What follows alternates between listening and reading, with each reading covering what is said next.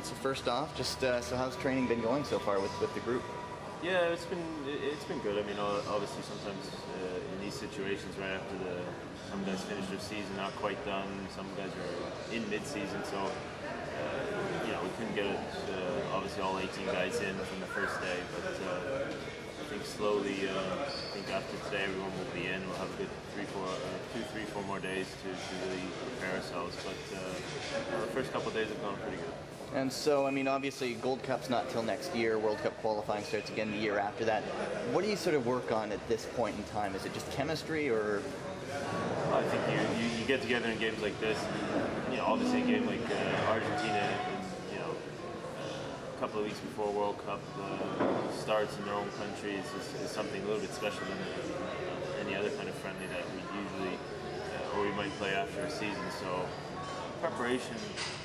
Well, in saying that, though, the preparation for any game is quite similar. You prepare for your opponents, what their strengths are, what their weaknesses are. You try to come up with some kind of a tactical plan to break them down and to hold them at bay. And that's what we're slowly progressing throughout the week at that.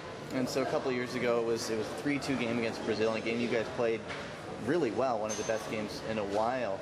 So what makes these kind of games, special to a player, especially a player from Canada, where you don't get this every day? Yeah, I mean, I think the Brazil game we shouldn't make too many comparisons to even the boys were talking about too many comparisons to the Brazil game and this game. I think that being in a neutral venue, the Brazil game, this one being in Argentina, the fans are gonna they want a lot more out of their team. I think the last time they get to see them before the World Cup starts, and their expectations will be for them to come out and give it a right go against us. So it's not going to be. I think the game will be a little bit different than it will be against Brazil. Probably that extra notch a bit more difficult. So we're going to have to be right.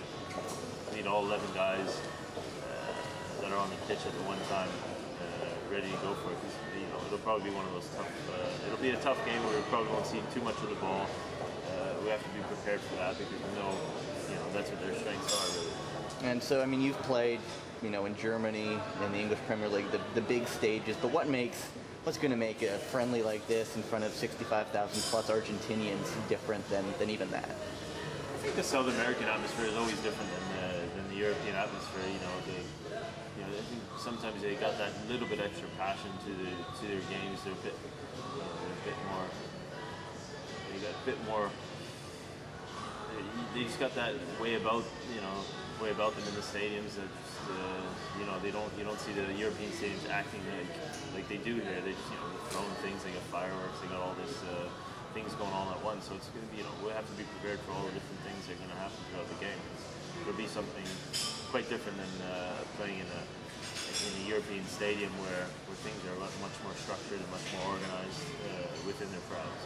And there'll be this game, 4 more games this year in terms of friendlies for Canada. I know it'd be obviously a bit of a trip for you if still playing in Europe, but is this the right track that Canada's on, getting more games in? I think it's a good opportunity to continuously play games throughout the year, throughout the season. We should be playing games on all international dates. That's without question. I think most teams do that. Teams that are also progressing, not qualified or something like that, they're also playing games. I think we need to be in a situation where we are playing games.